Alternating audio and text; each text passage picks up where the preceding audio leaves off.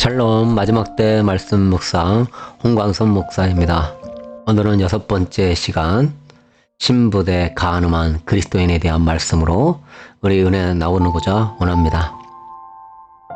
사랑하는 성도 여러분, 요한계시록 19장에서는요 드디어 마지막 때 짐승과 그의 우상과 짐승의 666표를 이기고 승리한 성도들이 드디어 음녀는 심판을 받고 하나님의 통치로 인하여 신부가 되어 기뻐하는 장면들이 나옵니다.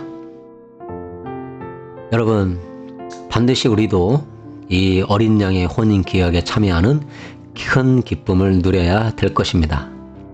천국은 믿기만 하면 가는 것이 아니라 천국 가기를 사모하며 죄와 마귀와 세상, 거짓 선지자, 마지막 때는 짐승의 우상 666표를 이기고 이긴 자들, 깨어있는 자들이 가는 것임을 명심하십시오. 저는 늘 깨어서 싸워 이기면서 천국에 입성하기를 간절히 고대하고 있습니다. 같이 하고자 하시는 분들은 이 말씀 묵상에 귀 기울여 주시면 감사하겠습니다. 그런데 오늘 요한계시록 19장 7절 말씀에서는요, 하나님의 통치로 기뻐하는 자들이 어린 양의 혼인 계약에 이르렀는데 그 주인공은 어린 양의 아내임을 말씀하고 있습니다. 여기서 특이한 점은 혼인 계약이 이르렀지 아직 혼인하지 않았는데 성경에서는 이런 이긴 성도들을 그리스도의 아내라고 표현한다는 것이죠. 혼인은 처녀가 하는 것이고 혼인하면 아내가 되는 것인데 성경에서는 이미 아내가 혼인 기약을 기다린다고 표현하고 있는 것입니다. 우리는 성경에서 말하는 이 결혼의 개념을 이해하기 위해서는요, 히브리인의 결혼 풍습을 알아야 합니다. 히브리 결혼은 신부가 아버지 집에서 하는 약혼에서부터 이미 결혼으로 본다는 것입니다. 그곳에서 신랑은 결혼 지참금을 지급하고 그 후 두 사람은 남편과 아내로 간주되는 것이죠. 한국의 풍습은 약혼식은 예비 신랑 신부이고 결혼해야 진짜 신랑 신부가 된다고 생각하지만 히브리 풍습은요, 약혼 자체가 이미 남편과 아내가 된 것입니다. 그래서 요한계시록 19장 7절은 혼인을 하지 않았지만 이미 아내라고 표현하고 있습니다. 즉, 성도는 예수 그리스도를 마음에 영접하고 회개할 때 그것이 곧 그리스도를 받아들이면서 나는 그리스도만 사랑하겠습니다 라고 하는 약혼이 되는 것입니다. 그래서 사도 바울은 고린도 후서 11장 2절에서 내가 하나님의 열심으로 너희를 위하여 열심을 내노니 내가 너희를 정결한 처녀로 한 남편인 그리스도께 드리려고 중매함이로다 라고 말씀합니다. 사도 바울이 복음사역에 열심을 낸 것은 신랑 되신 그리스도께 중매시키기 위한 것이다. 곧 복음을 듣고 예수 그리스도를 영접한 사람은 중매를 받아 약혼한 사람이라는 것이죠. 사도 바울은 예수 그리스도의 중매쟁이고 그 복음을 받아들인 사람은 예수 그리스도와 약혼을 하는 것이 영적인 모습입니다. 사랑하는 성도 여러분, 주님과 성도와의 관계를요, 신랑과 신부의 관계로 표현한 것은 신구약 성경에 많이 나오고 있습니다. 예레미야 3장 14절에 여호와의 말씀이니라 배역한 자식들아 돌아오라 나는 너희 남편임이라. 하나님은 이스라엘에게 분명히 나는 너의 남편이다 라고 소개합니다. 예레미야 3장 8절에서도 내게 배역한 이스라엘이 간음을 행하였으므로 내가 그들을 쭉 내쫓고 그에게 이혼서까지 주었을 때 그의 반역한 자매 유다가 두려워하지 아니하고 자기도 가서 행음함을 내가 보아노라. 하나님은 이스라엘의 우상 숭배를 남편을 버리고 행한 간음이라고 말씀하고 있는 것입니다. 또한 이혼하여 과부 신세가 되는 것은 바로 그들이 음란한 행위, 우상 숭배의 결과라고 표현하고 있습니다. 여러분, 우상 숭배는 영적 간음, 음란한 행위로서 이혼 사유가 되는 무서운 죄가 되는 것이죠. 그것 때문에 북이스라엘과 남유다가 멸망했으니 우리도 이것을 거울로 삼아 예수 그리스도를 신랑으로 맞이하기 위하여 깨어 있어야 될 줄로 믿습니다. 호세아 2장 16절에서는 여호와께서 이르시되 그날에 내가 나를 남편이라고 일컫고 다시는 내 바알이라고 일컫지 아니하리라. 하나님께서는 회개하고 돌아오라는 이 호소는 우상 숭배를 통한 음란한 행위를 버리고 영적 간음을 버리고 본 남편인 하나님께로 돌아오라는 것이죠. 그래서 호세아 선지자의 삶 또한 음란한 여인이 도망갔을 때 다시 돌아오라고 하며 데려오는 내용을 통하여 하나님이 회개하고 남편에게 돌아오라고 하는 상징으로 보여주셨죠. 요한복음 3장 29절에는요. 세례 요한은 예수님을 신랑으로 언급하고 자신은 결혼식을 준비하는 신랑의 친구로서 신랑의 대기실 앞에 서서 신랑이 오고 있음을 알리고 신랑의 음성을 듣자 기뻐하는 자라고 묘사합니다. 세례 요한의 회개 사역은 곧 신랑 예수님을 맞이하라고 하는 그러한 신부 사역이 되는 것이죠. 마태복음 9장 14절 15절에서는요. 예수님은 그의 제자들이 자기 결혼 축하의 일행이기 때문에 자기와 함께 있을 때에는 제자들은 금식할 필요가 없다고 하면서 자신을 신랑이라고 표현하고 있습니다. 신랑이 함께 하는데 어찌 금식할 수 있느냐 예수님이 직접 말씀하셨죠. 사도 바울은 에베소서 5장 25절에서 31절까지 교회는 그리스도의 신부라고 표현하며 부부 관계를 그리스도와 교회의 관계로 묘사하고 있습니다. 호세아 선지자는 4장 6절에서 내 백성이 지식이 없으므로 망하는도다. 내가 지식을 버렸으니 나도 너를 버려 내 제사장이 되지 못하게 할 것이요 네가 내 하나님의 율법을 잊었으니 나도 네 자녀들을 잊어버리라 라고 경고합니다. 이스라엘은 어떤 지식이 없어서 망하는 것입니까? 여호와께서 남편이라는 지식입니다. 이스라엘이 남편 대신 여호와를 버리고 간음하여 우상 숭배를 쫓은 것을 회개하라고 경고합니다. 이스라엘의 멸망의 원인은 전부 바알과 아세라 우상을 숭배하고 아수르, 바벨론을 의지하는 영적 간음으로 멸망당했습니다. 즉 하나님이 남편이기 때문에 하나님을 버리고 다른 신을 섬기거나 의지하는 것은 영적 간음이라고 하는 것입니다. 여러분, 결혼한 사이이기 때문에 영적 간음이 성립되는 것입니다. 지금 성도님들도 착각하시면 안 됩니다. 주님이 오셔서 드디어 신부가 되는 것이구나가 아니라 이미 그리스도를 영접할 때 당신은 영광스러운 주님의 신부입니다. 할렐루야 기억하십시오. 잘 배우지 못했습니까? 그러나 그것은 핑계가 될 수 없고 성경이 말씀하고 있으며 여러분이 예수 그리스도를 영접할 때 뜨거운 첫사랑이 일어났다는 것은 예수 그리스도의 신부가 되었다는 것을 증명하는 것입니다. 자신의 현재 신분이 신부라는 사실을 생각할 때 여러분의 마음은 어떻습니까? 감격스럽기도 하고 조금 마음이 울컥하면서 자신의 삶에 대해 찔림이 있지 않습니까? 내가 주님의 신부로 부름 받았는데 믿기만 하면 구원이라고 착각하여 구원받는 것을 당연히 여기면서 신랑 대신 예수 그리스도와 친분의 관계를 소홀히 하고 세상과 짝하여 살고 있지 않습니까?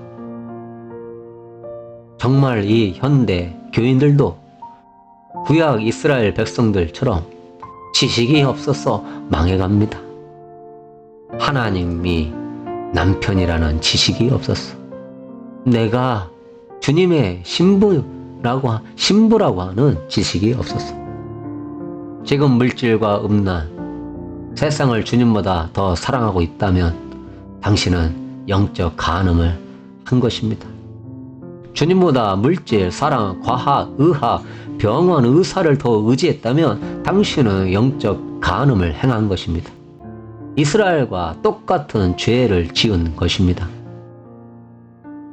이렇게 자신의 영적 신분을 모르고 지식이 없어서 망하는 성도처럼 세상과 죄악을 사랑하며 죄를 짓는 성도들에게 야고보 기자는 분명히 말씀합니다. 야고보서 4장 4절에 간음한 여인들아, 세상과 벗된 것이 하나님과 원수됨을 알지 못하느냐? 그런즉 누구든지 세상과 벗이 되고자 하는 자는 스스로 하나님과 원수되는 것이니라. 즉 세상과 벗이 된 자, 세상을 친구 삼은 자, 정욕과 쾌락과 탐심을 쫓는 자, 하나님의 원수가 되는 것이다. 스스로 하나님과 원수가 되는 것이다. 하나님이 안 사랑하는 게 아니라 그가 세상을 하나님보다 더 사랑하는 우상 숭배로 인하여 하나님과의 관계가 멀어지는 것이다. 여러분, 여기서 정욕은 무엇을 의미합니까? 세상과 벗이 되고자 하는 그 정욕은 무엇을 의미합니까? 예수님이 40일 금식한 후 사탄에게 시험 받은 것이 세상과 벗이 되라고 하는 육신의 정욕, 안목의 정욕, 이생의 자랑을 말합니다. 주님은 우리가 세상을 이겨야만이 그리스도의 신부가 될 수 있음을 보여주었습니다. 요한일서 2장 15절, 16절에서는 이 세상이나 세상에 있는 것들을 사랑하지 말라. 이 누구든지 세상을 사랑하면 아버지의 사랑이 그 안에 있지 않다. 이는 세상에 있는 모든 것이 육신의 정욕과 안목의 정욕과 이생의 자랑이니 이는 다 아버지께로부터 온 것이 아니요 세상으로부터 온 것이라 말씀합니다. 즉, 그 근원이 세상에서 오는 그 근원은 마귀로부터 온다는 것이죠. 마귀로부터 오는 것을 좋아하는 자는 마귀를 따라가는 자가 되는 것입니다. 이 세상을 사랑하는 자는 그래서 아버지의 사랑 안에 있을 수가 없는 것입니다. 여러분이 육신의 정욕, 우리 세 가지에 대해서 한번 알아보고 회개하고 돌이키기를 원합니다. 즉, 육신의 정욕을 위해 물질과 음란과 쾌락을 쫓는다면 당신은 하나님을 대적하고 원수를 맺고 있는 것입니다. 예수님은 물질과 하나님 두 주인을 섬길 수 없다고 하셨습니다. 예수님은 네 눈이 음란케 하거든 뽑아버리라 말씀하셨습니다. 두 주인을 섬길 수 없음을 기억하고 육신의 정욕을 쫓았던 삶을 회개하고 하나님을 섬기며 사랑하십시오. 만약 여러분이 안목의 정욕을 따라 눈을 통해 음란물을 보거나 음란한 것을 쫓거나 눈에 보이는 환경에 자극을 받아 두려움이나 불신, 내면의 죄성을 증폭시키고 죄를 따라 살게 한다면 당신은 하나님을 대적하고 원수를 맺고 있는 것입니다. 예수님은 눈이 성하면 온몸이 성하다고 하셨습니다. 눈을 통해 우리는 죄악을 탐욕하기도 하고, 눈을 통해 우리는 상황을 판단하고 이해하는 지정의를 가지고 있습니다. 그런데 당신의 눈은 오직 자신의 정욕을 위해 내면의 체계에서 죄성을 증폭시키고 죄를 따라 움직이니 육신에 속한 자입니다. 육신에 속한 자는 반드시 사망을 맞이할 것입니다. 그러므로 당신의 눈으로 인지되는 상황이 하나님의 말씀을 통해 정리되고 필터링 되어져서 자신의 내면에서 죄성이 증폭되게 하지 마십시오. 눈을 통해 지정의 그 인식 체계가 하나님 말씀으로 바꿔져서 여러분 내면에 믿음, 소망, 사랑과 같은 성령의 열매가 맺히도록 자기를 부인하고 주님의 말씀을 따르는 영성 훈련을 부단히 하시기를 바랍니다.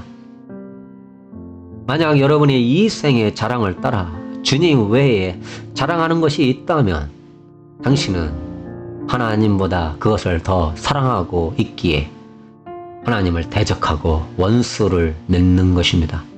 즉 생활의 자랑에서 나오는 재산 자랑, 신분 자랑, 경력 자랑, 힘 자랑, 자식 자랑, 아파트, 자동차, 외모, 학벌 자랑 등 세상 환경이나 조건에 대한 허탄한 자랑을 주의하십시오. 마음에 가득한 것을 입으로 자랑하게 되는 것이죠. 주님만 자랑할 수 있게 되기를 소망합니다.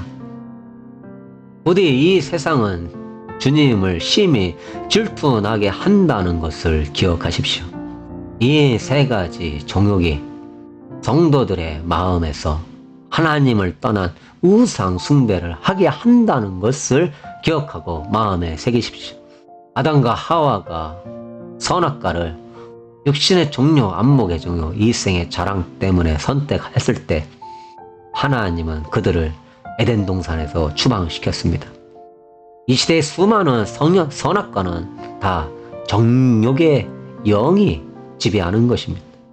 물질주의, 정욕주의, 쾌락주의, 세계관에 온 세상은 파묻혀 있습니다. 바벨론 음녀의 포도주에 취해 살고 있으니 어찌 하나님의 심판을 받지 않을 수 있겠습니까? 신약 성경 요한계시록에서도 이 큰 음녀가 심판을 받게 되는데 그 음녀는 임금들과 더불어 음행하고 땅에 사는 자들도 음행의 포도주에 취하게 하였다. 곧 우상 숭배에 빠지게 만들었다. 온 세상이 이 우상 숭배, 육신의 정욕, 안목의 정욕, 이생의 자랑에 빠졌다, 취했다라고 말씀하고 있습니다. 여러분 지금이 정녕 그러하지 않습니까? 지금 코로나 시대의 이 백신의 역사는 그 하나님의 이러한 세상을 사랑하여 영적 가늠한 세대에 살고 있는 그리스도인들을 향한 책망과 함께 돌이키라고 하는 엄중한 사인임을 기억하셔야 합니다. 사랑하는 성도 여러분, 당신은 그리스도인의 신부임을 기억하십시오. 당신은 주님의 신부입니다. 매일 나는 주님의 신부입니다 라고 하는 정체성을 세우게 되길 축복합니다. 이 세상은 신부를 타락하게 만들려고 사탄이 주 무대로 역사하면서 선악과 홍보를 하고 있는 것입니다. 그때 나는 주님의 신부라고 하는 정체성을 세워서 정신을 바짝 차리고 예복이 더러워지지 않도록 깨어 있으십시오. 지금 우리의 신랑이신 예수 그리스도는 우리와 약혼을 한 이후에 신부가 살 거처를 마련하기 위해 아버지 집 곧 하늘나라에 가셨습니다. 그 기간 동안 신부는 자기 부모 집에 머물면서 신랑의 자시로 자신을 데리러 올 때까지 혼인기약, 즉 결혼식을 위해 자신을 준비해야 하는 아주 중요한 시기입니다. 그래서 천사장의 나팔 소리가 불며 신랑이로다 맞으러 나와라 신랑이 처소를 예비했다 할 때에 그 맞으러 나갈 수 있는 슬기롭고 지혜로운 성도가 돼야 되는 것입니다. 성도 여러분, 그러므로 지금이 얼마나 중요한 때인 줄 아시겠습니까? 우리의 신랑 예수 그리스도는 거처가 준비되면 결혼잔치가 벌어질 자기 아버지 집으로 신부를 데려가기 위해 반드시 돌아오십니다. 그런데 여러분은 아내가 자신을 준비하고 있어야 될 이 중차한 시대에 무엇을 하고 있습니까? 첫사랑을 잃어버렸습니까? 물질과 세상과 음란과 정욕을 따르며 살고 있습니까? 그렇다면 빨리 회개하십시오. 끊으십시오. 피 흘리기까지 싸우십시오. 여러분, 누가 구원이 쉽다고 말합니까? 그 거짓말에 속지 마십시오. 자기를 사랑하고 세상을 사랑하는 자는 그만큼 구원은 멀기만 합니다. 왜냐하면 간음한 자는 신랑을 맞이할 수 없기 때문입니다. 신약의 하이라이트는 다시 오실 예수 그리스도를 영광스럽게 맞이할 신부, 그 혼인계약이 하이라이트인 것입니다. 주님을 맞이하는 신부가 진정 의인이요 주님을 맞이할 준비하여 깨어있는 성도가 진정 주님의 신부인 것입니다. 사랑하는 성도 여러분, 자기의 악한 본성과 세상 집착하지 말고 주님께 소망을 두고 주님을 바라보는 자는 구원이 멀지 않습니다. 그는 매일 신랑을 맞이할 소망과 기쁨으로 넘쳐나는 행복을 누릴 것입니다. 진정한 내면의 변화는 자신의 영적 신분이 그리스도의 신부임을 알고 신랑을 맞이하기 위하여 기다리는 자에게 있는 것입니다.